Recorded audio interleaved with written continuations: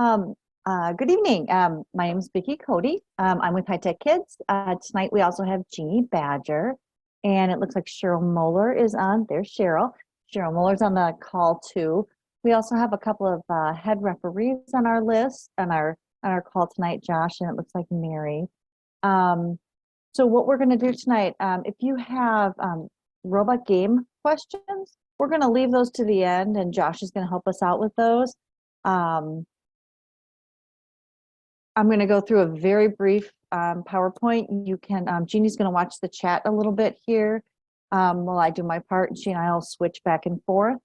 So if you have a question, throw it in the chat, or I think there's a small enough number of us on this call where if you can't type fast enough, then just unmute yourself and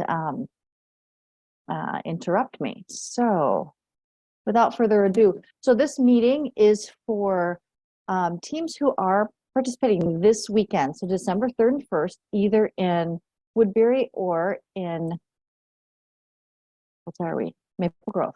No. Hermantown. Hermantown, sorry. Okay, our two venues today. This weekend, we're going to be at Hermantown Middle School, which is up near Duluth. So anyone participating in Hermantown, make sure that you park in the east lot off of, I'm going to mispronounce this road, I think it's Ugsted Road. In the past, you've had to navigate to Hermantown High School when when the middle school was newer. I think if you navigate to the middle school, it will get you there this year, but I'm actually not sure. Park in that east lot and enter through those the doors that you'll find closest to that lot. At Woodbury Middle School, it's a little bit trickier as you turn off and drive down School Drive. The first school you actually come to is an elementary school. When Jeannie toured, she went to the elementary school, and so that's the first one you come to. So just make sure you don't go there. Just keep on driving almost to the end of that road, and you will come to the middle school. And then you drive into the back of the school and enter through the athletic doors. Don't come into the main doors because it's just too twisty and windy. So if you come all the way around to the back, it'll be easier, and that's where we will have check-in. And just so you know, concessions, mostly in the form of snacks, will be available at both of these events. One thing I do want to point out, our events are sort of pre-COVID. I mean, facial coverings are optional this year, so you can wear them, you can not wear them, either way. Also, everything is open, judging is open, the pits are open. So your parents should be able to go watch everything. Let's see. Oh, I see that Sarah has a quick question about forms of payment. For concessions, actually, I am not sure if either of these concession venues take credit cards. But for t-shirts and stuff like Jeannie put in there, we will accept, we do have a Square, so we do take charge cards as well as cash and credit. Yep. So for concessions, I would assume cash. But yeah, for t-shirts, like I put in there. Right. All right. All right, required forms. So everyone needs to fill out a single demographic survey. If you have not filled out your survey, you probably got an email from Bruce, our coworker Bruce. So if you haven't filled that out, please get on our required forms page. I have it pointed out here on this slide over here. It's really important that you fill that out for a number of reasons. One, that's how we get funding, and also two, that's how we make sure that we have enough pins and medals for your kids when you come and check in. We give you that stuff, so we want to make sure that we have correct counts and we have enough pins and medals for everyone, and that we also get your demographics. Also on that form, is we're asking for an address to ship trophies. Should your team win a trophy, we want to know where to ship it to, because we know that sometimes the person that registers you is not necessarily the person you would want your trophy to be shipped to, because maybe they're in an office somewhere, and maybe they're a school secretary or something, and you would rather have that shipped to your home or something. Then that's fine. We'll ship it to wherever you tell us. Also, make sure that we have a consent and release for each child, each participant and coach, actually. So you can do this in one of two ways. You can either do it by logging into your first dashboard and you invite all the parents and they sign the consent form, and then you print out the team roster and bring that, or you can submit paper forms, and we have those PDF paper forms on our website underneath required forms. So you can just print that out, have each parent just sign that form, and then you bring that form with you. So when you check in, just give the person at that check-in desk all your forms. All right. All right, so what you should bring. So new this year, High Tech Kids is providing the practice fields, the stuff that is stuck down. So we are providing the wooden table, and we are providing the mat, and we are providing the pieces that are stuck down, that are dual locked down. So all you have to bring for your practice table, because we supply everything in the official on the performance floor when you do your official runs, but in the pits when you want to practice, bring your loose pieces.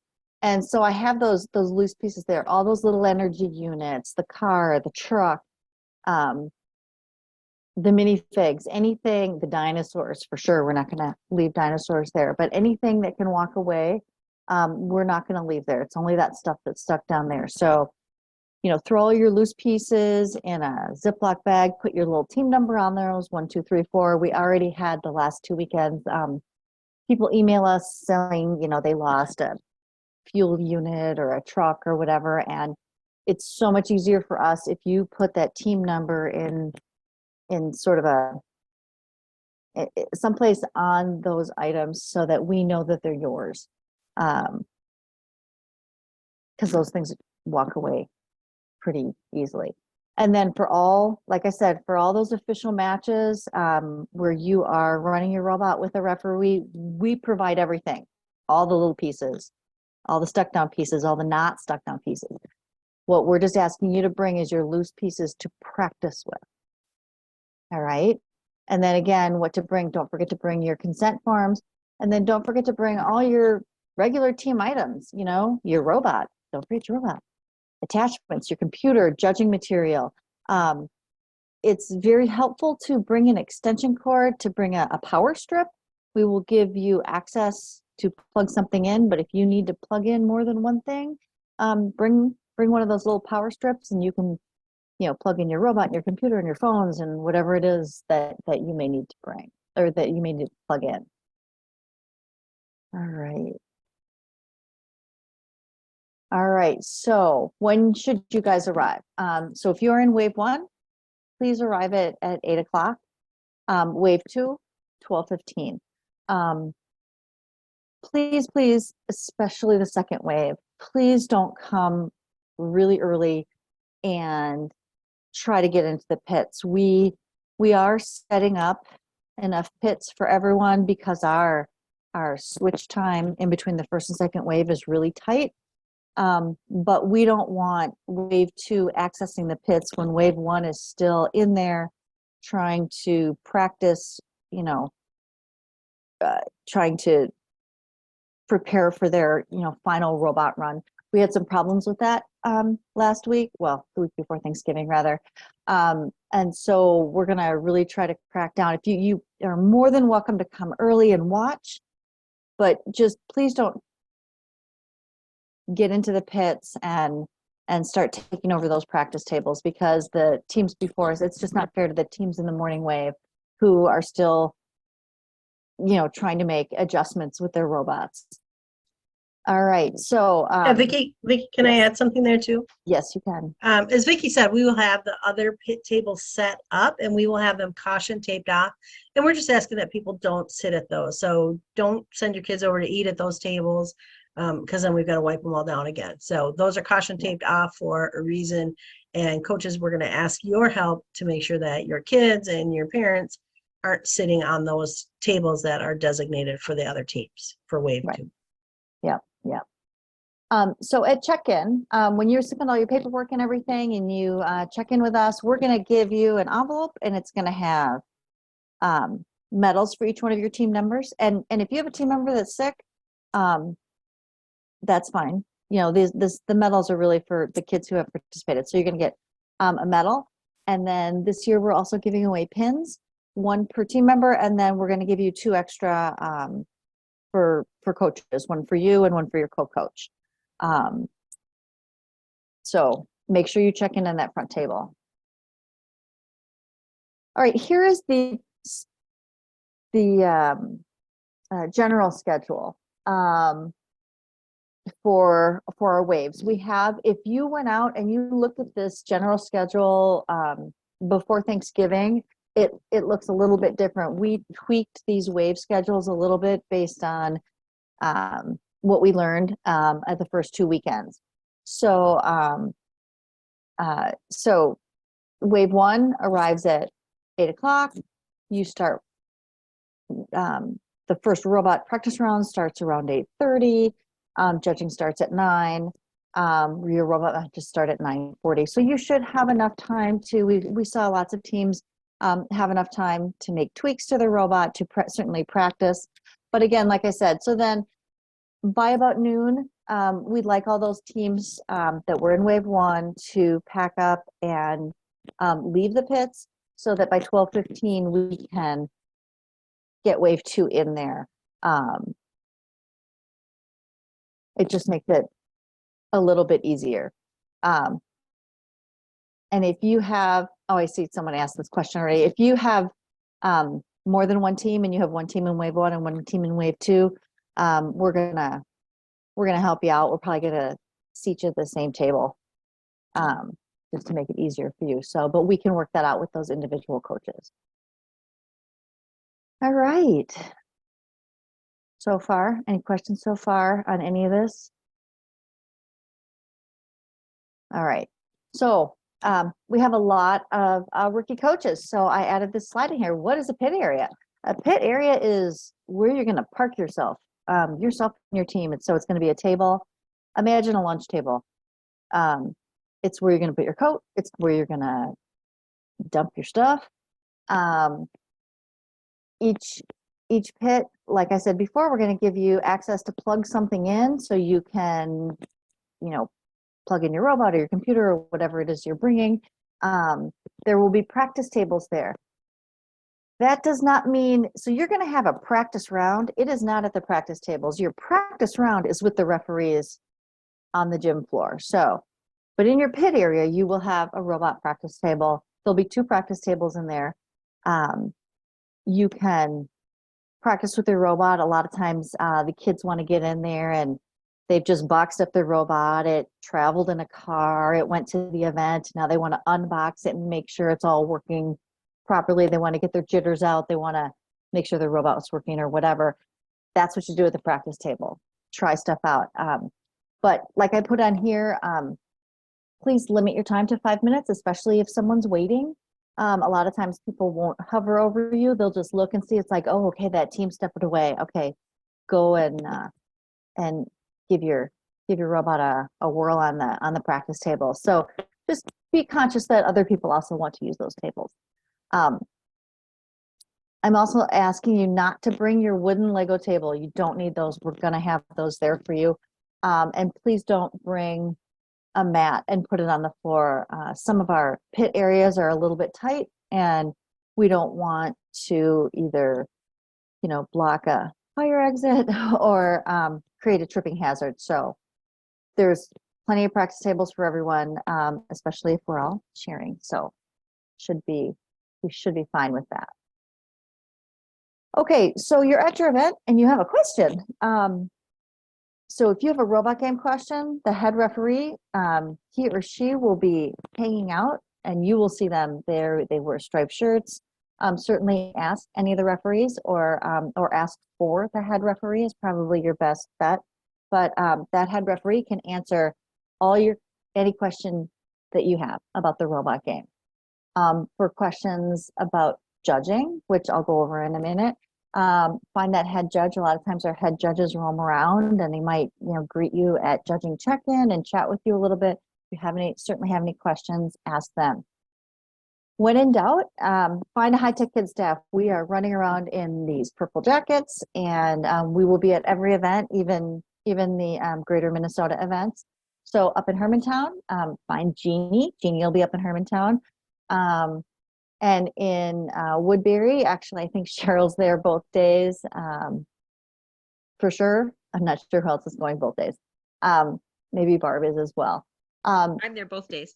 Are you? Okay. So find a high-tech kids person if you can't find anyone else, or if you think it's a question you're not quite sure,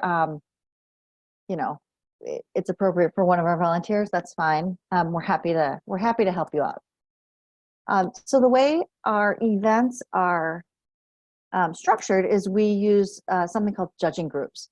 So you are going to be in a judging group of, in Hermantown, we'll have lakes and woods. And in Woodbury, we call it a triple. So we'll have lakes, woods, and prairie. So you're in one of those groups. You are only competing against those teams in that group. So Woodbury will have 36 total teams, but there's only 12 teams per group. So you're not competing against those other 35 teams. You're just competing against those other 11 teams in your group. So within that group, there are teams will advance from each one of those groups equally. Teams will, we have a whole set of awards for each one of those groups. For us, it's just a very efficient way. It's like having multiple events under one roof. So at Woodbury, it's technically 3 events. And in Hermantown, it's 2 events. And I see that someone's asking, lakes are competing against other lakes teams. Yes, so we will have 6 lakes teams in the morning and 6 lakes teams in the afternoon. So it's just like an all-day event, except we just have some people coming in the morning and some in the afternoon. If that's, Alyssa, if that's, I'm answering your question correctly. So half of the lakes teams, yep, okay, great. So our judges are there all day, but you guys are only there half the day. All right. So here we are about judging. So like I said before, we're so happy that we are able to open everything up again this year. So spectators, grandma, grandpa, aunts, uncle, whoever, can come and watch judging. We are reminding everyone, even the kids. So this was a problem. This is a new problem. My kids didn't have this problem because they didn't have cell phones when they participated, but make sure even your kids are silencing their cell phones so that when they walk into judging, it doesn't start, chirping or ringing or vibrating or whatever their phones do, because it's distracting. So make sure everyone's silencing their phones when they go into judging. And if you're a spectator, or tell your spectators, you can't go in and out of the room. You go in, it's only 15 minutes. You go in, just expect to stay the whole 15 minutes. It's a little disrespectful for the team, and it's really distracting for the judges if parents are going in and out of the room. So just know that if you're going to go in there, know that you're going to sit there for 15 minutes. And there isn't Sarah, I see your question. There's not a limit to the number of spectators. We might have limited seating in some of the rooms. I mean, typically teams get, 10, maybe 15 people in there. But we've never really had an issue about too many people in a room. So for both robot design and innovative project, your teams are going to be able to give a 5-minute presentation. Know that part of that 5 minutes is the kids setting up. And that could be, for their project, if they're coming in with props or something like that. So practice that with your kids. practice having them walk into a room, set their stuff up, you know, start your little timer, and if it seems too long, you know, see how you can move that along. So for your project, you know, bring your prototype or your drawing, all the stuff you'll need for whatever your presentation is, your poster board, whatever it is. For robot, make sure you're bringing your robot and your attachments and some way to show your programs, whether that's a computer or a poster board or a notebook, however the kids are going to show what their programs look like. If it is on a computer, make sure that computer is booted up as you're kind of waiting outside to go in there, so it's all ready to go. Let's see, Jeannie, I wasn't reading all those questions fast enough. Did you get everything answered? I answered them except for, can we hand things to the judges this year?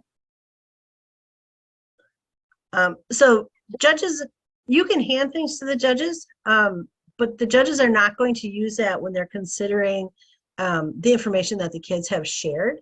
So don't expect them to have time to read anything. The judges are judging based on what the kids present. So if there's something they want the kids to know, the kids want the judges to know, they should absolutely get that across, either during their 5-minute presentation or during the 10-minute question and answer period. Correct. All right. Is there any other questions about judging, and specifically the process, how it's going to work? So there is a question about learning when and where we're being judged the day of the tournament. The schedules are posted on the your tournament specific page. So you can go there and kind of see when you will be going where. And it's also on your pit sign as well. Yeah. And navigating the school, typically our venues are set up in such a way that, you know, the pits to judging to where you run your robot is going to be kind of clustered together. When you check in, the check-in person should tell you where the pits are, then where you're going to run your robot, and then where the judging is. So you should be able to get a lay of the land pretty easily. Vicki, can you address Emily's question? Can coaches help kids set up for the innovation project? They can. However, I will say that the kids should be able to do it themselves. Our judges are trained and over the years really prefer to have the kids, it's really kids do the work, which includes setting up. Now, if you have a whole bunch of stuff you're bringing in, you know, and kids are little and they can't carry everything and you want to carry stuff in, that's fine. I'm hoping when you say set up, you don't have some very large, elaborate something. But if they need help carrying things in, that's fine. But the kids should be doing most of, if not all of the setup kind of themselves. They should be able to do that. Let's see. Our models are electric. Can coaches run an extension cord for the kids if needed? Yes, you can plug it into the wall and then the kids can take the other end. That should be fine. Because, yeah, you'll have to go into the room and kind of 7:30. You have to go into the room and kind of see where your closest, you know, where your closest outlet is. Yeah, thank you. All right, so, Okay.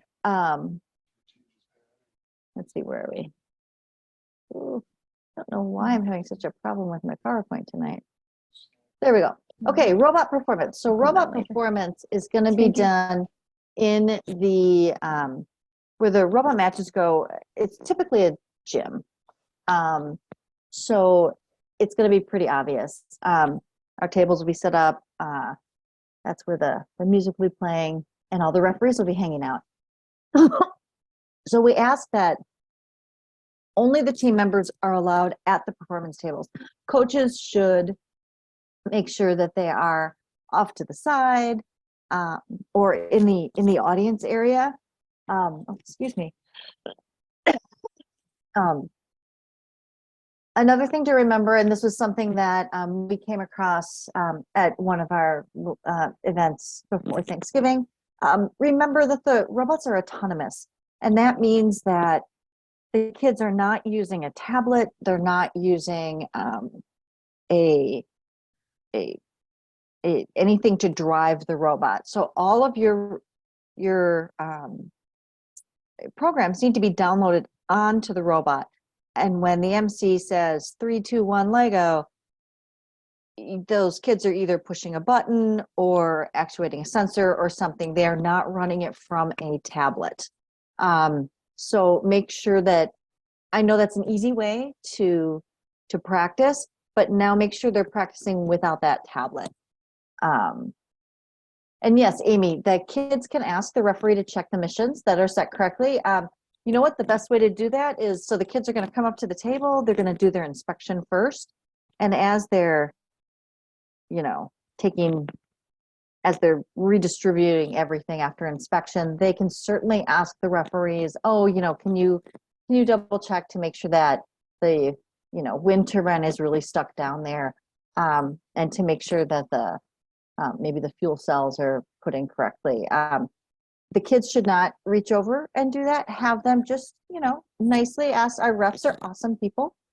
Just nicely say, hey, can you check that for me? And the ref will say, we'll check it. And now what they're not going to do, and we can address this later, is, so there are those water loops.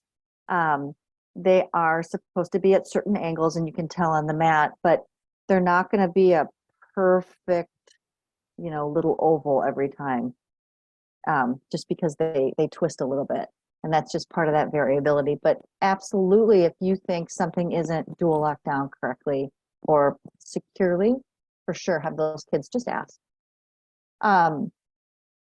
So every team's going to have a scheduled practice round. That's going to be your very first round. That starts at 8:45, I believe, 8:30. Someplace around there. That's your very first round. It's not scored.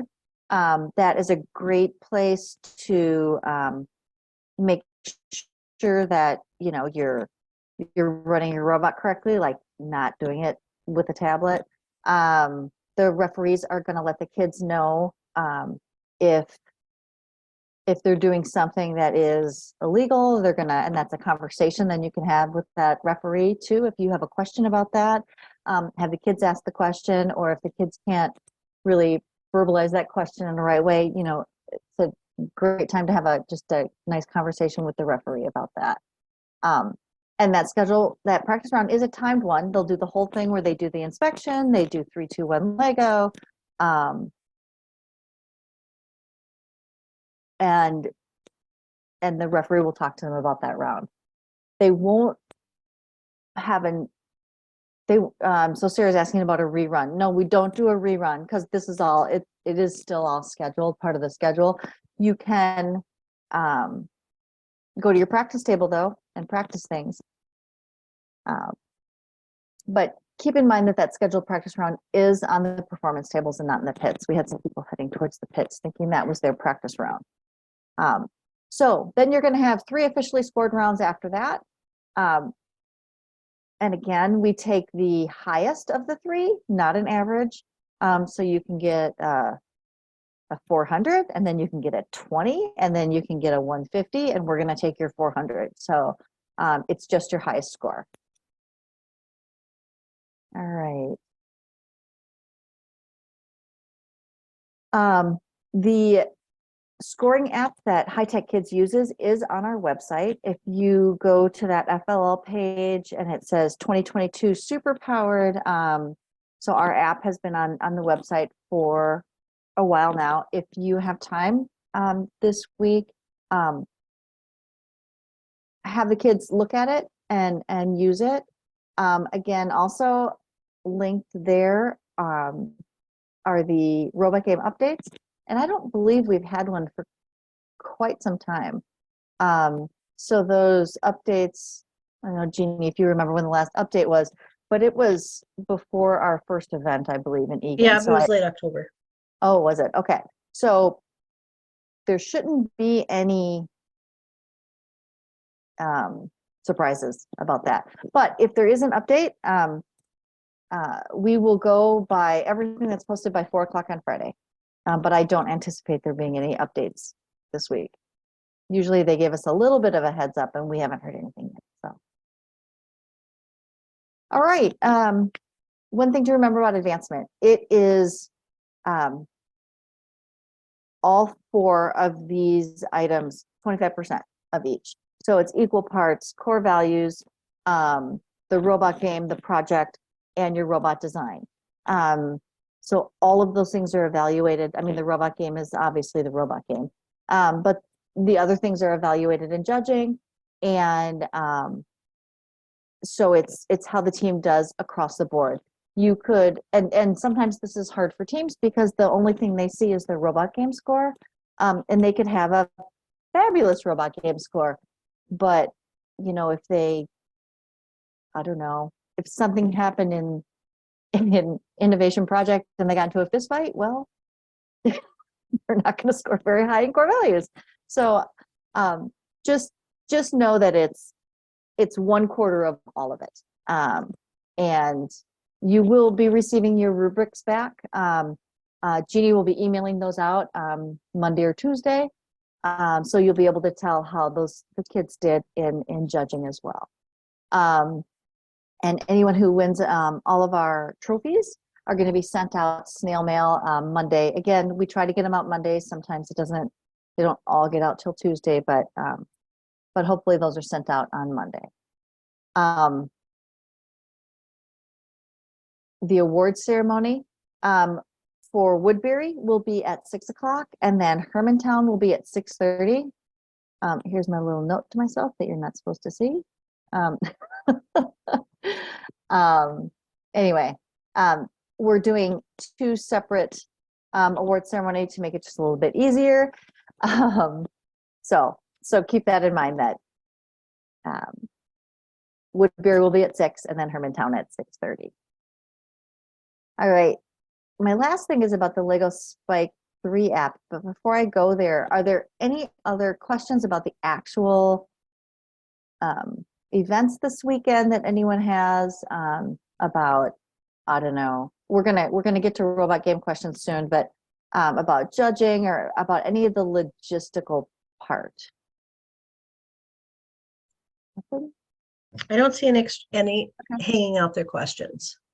Okay, so I am gonna turn this slide over to Jeannie because she is the knower of all things programming.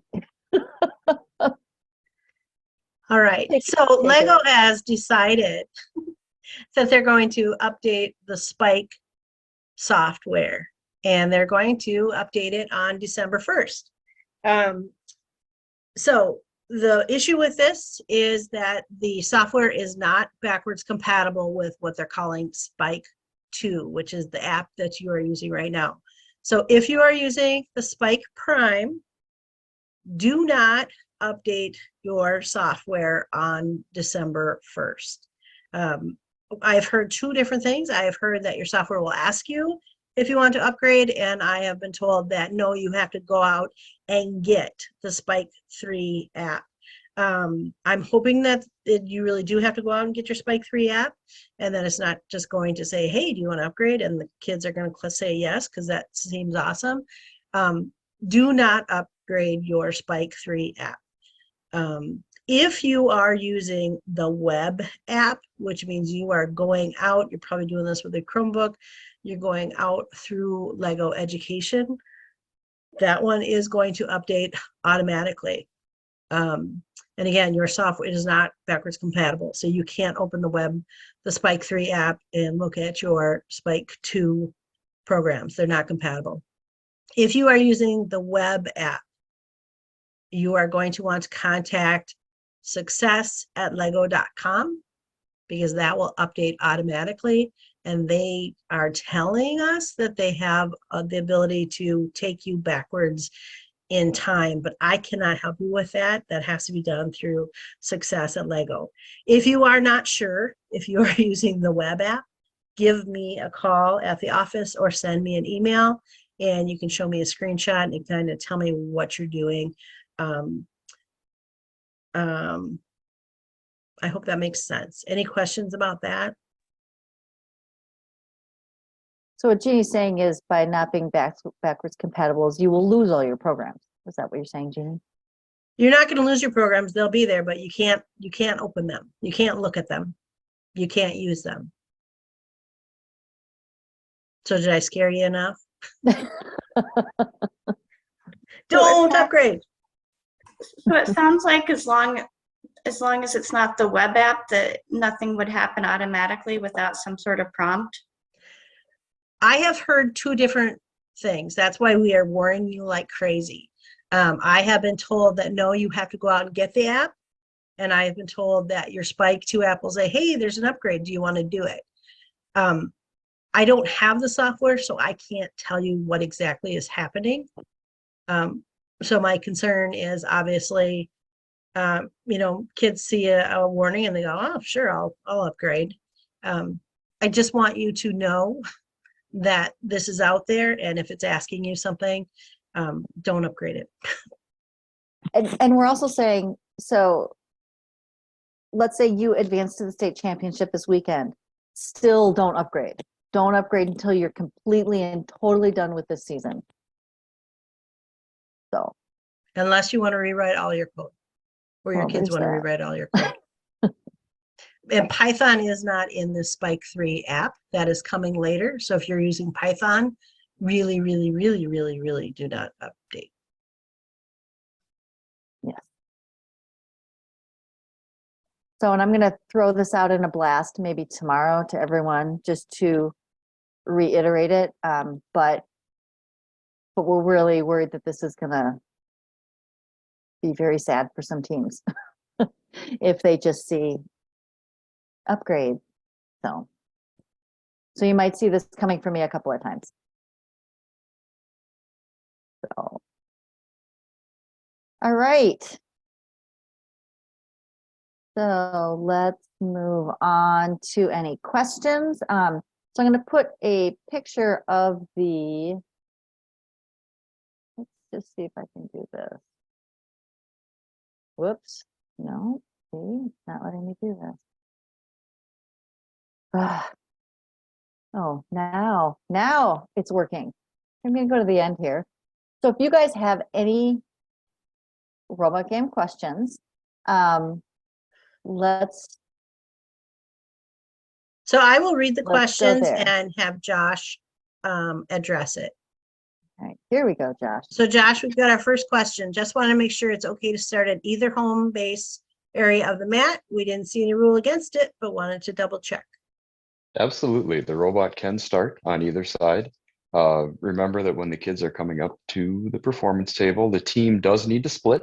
So you have to have at least one member on each end of the table.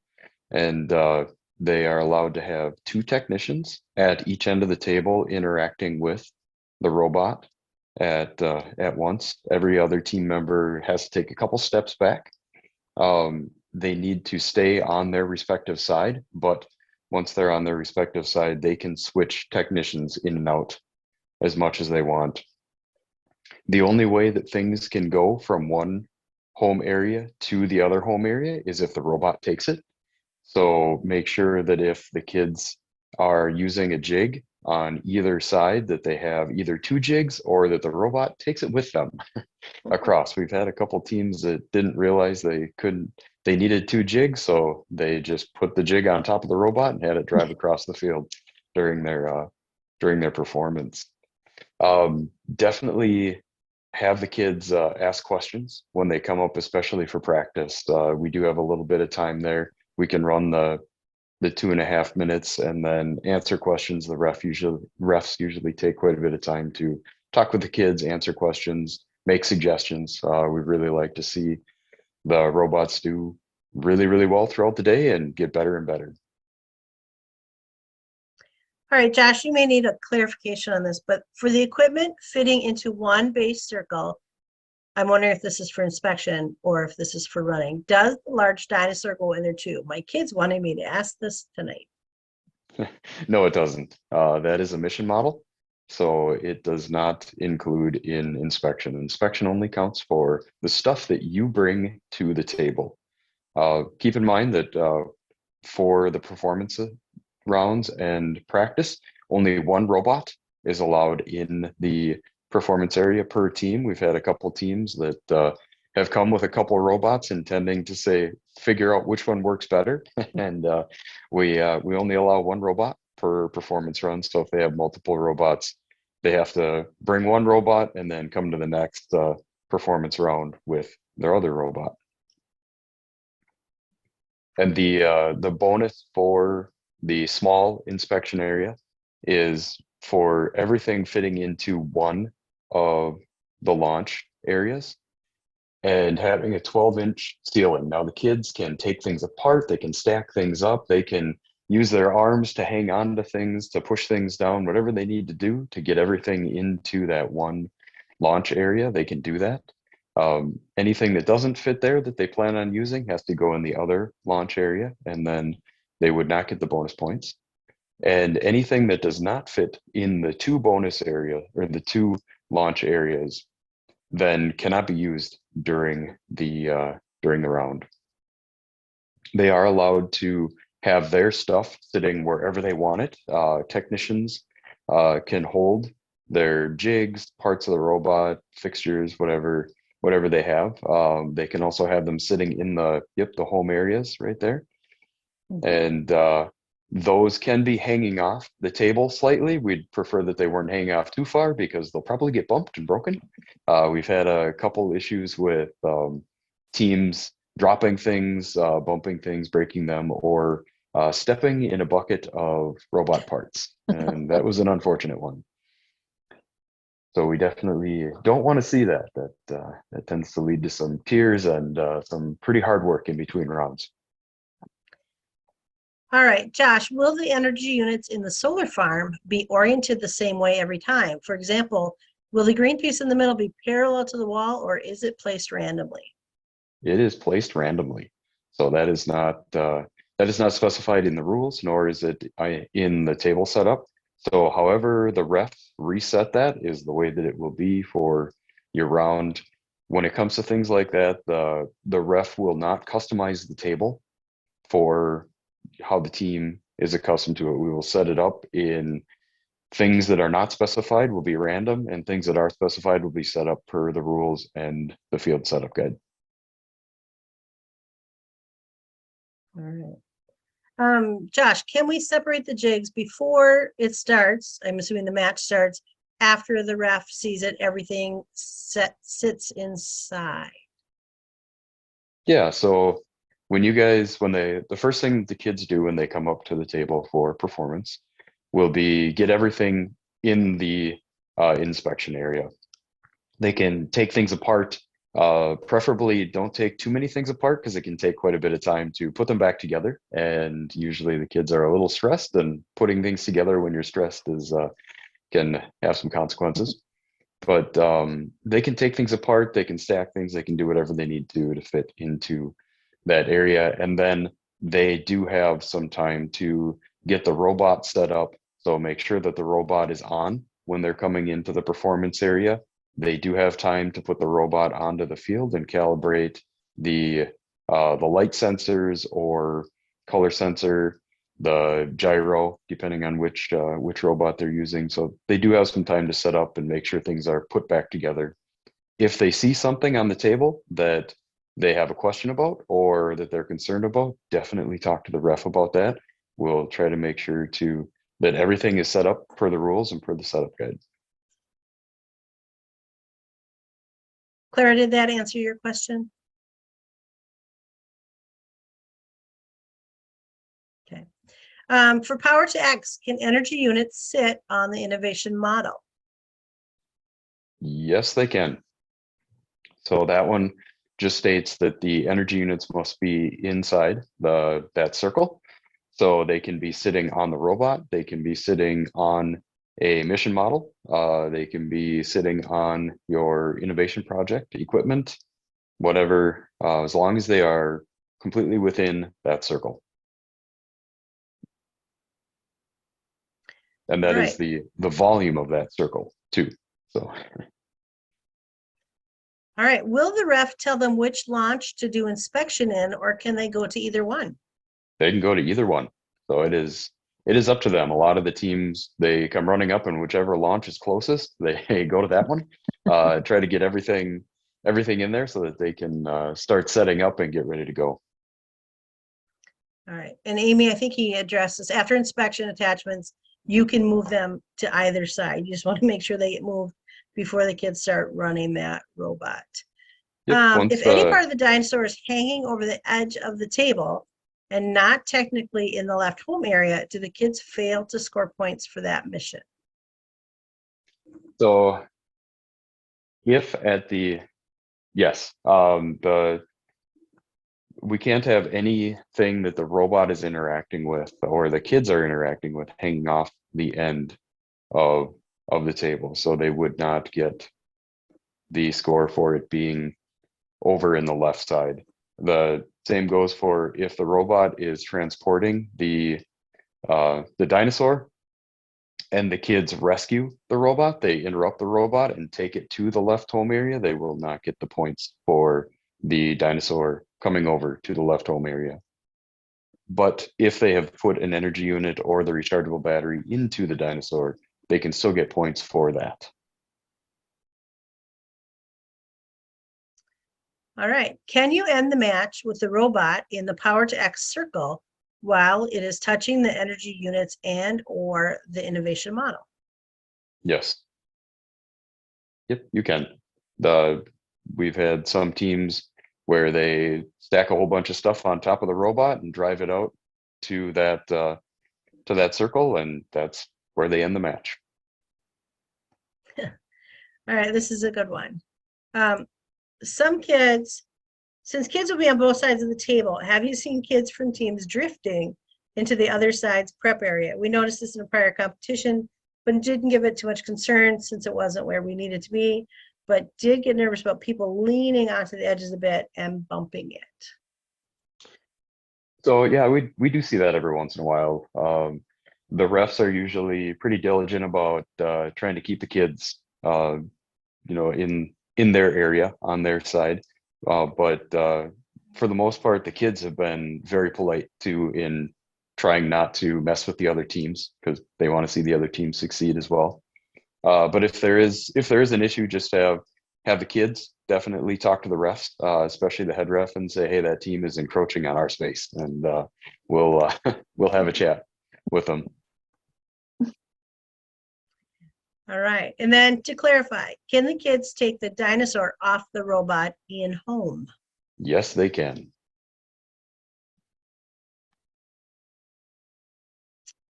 Let's see.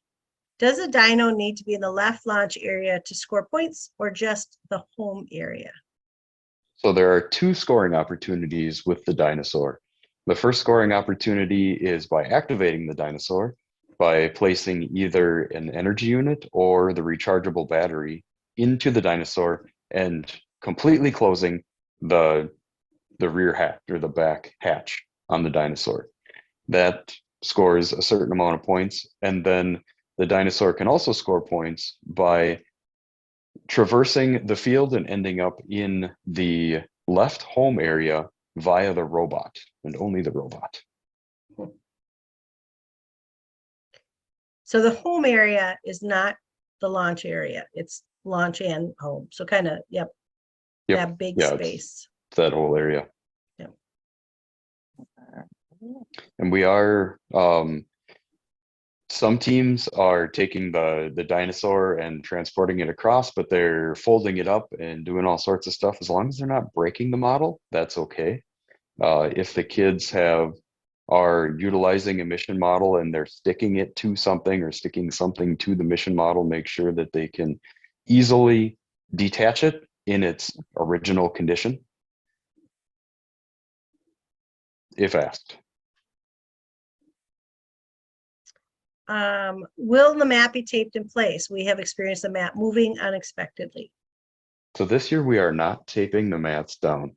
It tends to lead to wrinkles in the mats, and it's also it leads to damage and a few other issues. So this year the mat is just sitting. The refs are pretty attuned to trying to make sure that the mat is flat as possible at all times.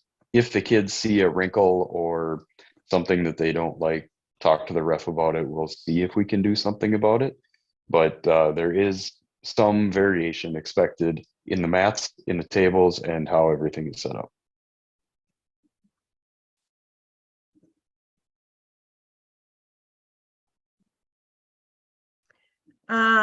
Are the refs rechecking the mat placement before each, I'm guessing that's match?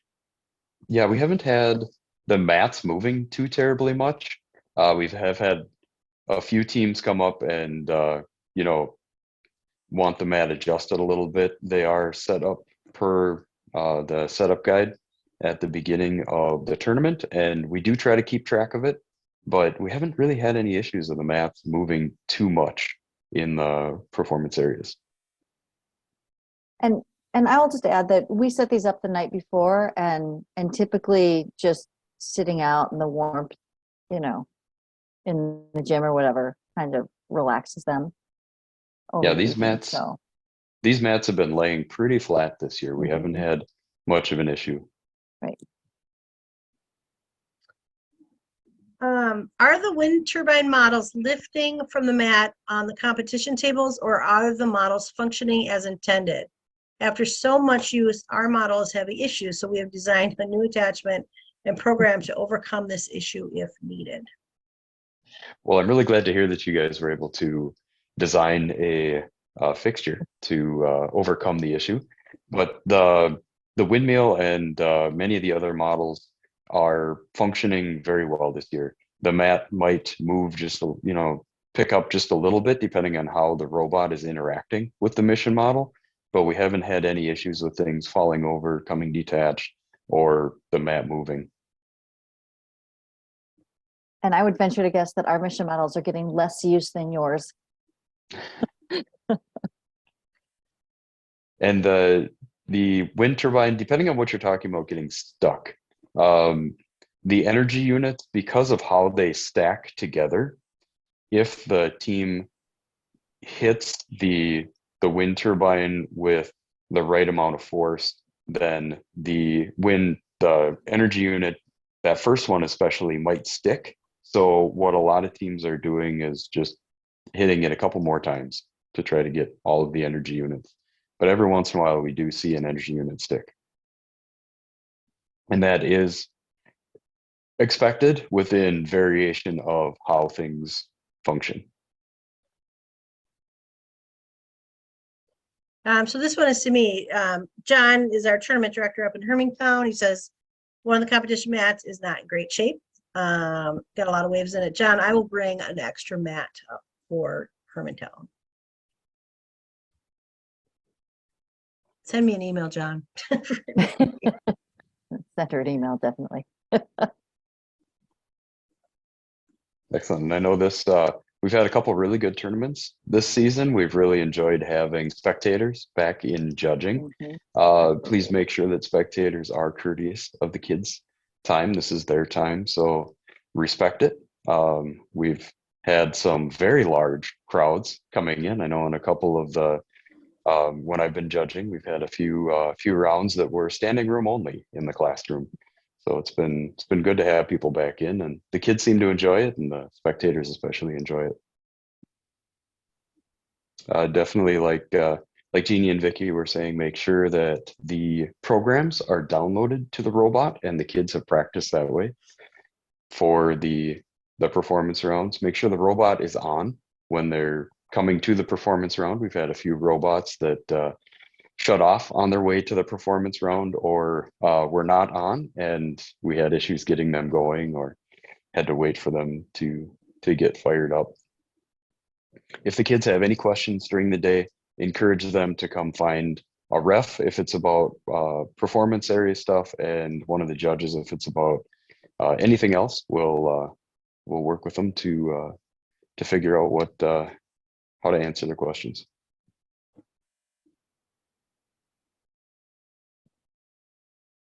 You can definitely bring your display wall.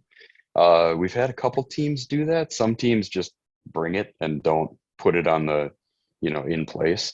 But that is completely up to the team. just make sure that they remember to take it with them, because we've had to chase down a couple teams to give them their stuff back and to get our stuff back. The dinosaur has been disappearing every once in a while. Yeah. So make sure that as the kids are leaving the performance area, and the refs are always checking for this too, but make sure that they have all of their stuff and that we have all of our stuff. And if you are bringing one of those walls, just throw your team number on the back of it. So if it does get left, we know who to return it to. Yep. And remember that the kids do not need to bring any of the mission models to the performance area. We've had a few teams show up with their own mission models, dinosaur especially, and we do not allow that in the performance area.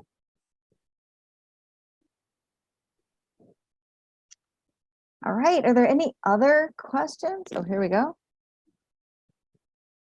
If a team changed their name, can you email Jeannie at High Tech Kids and I will take care of that.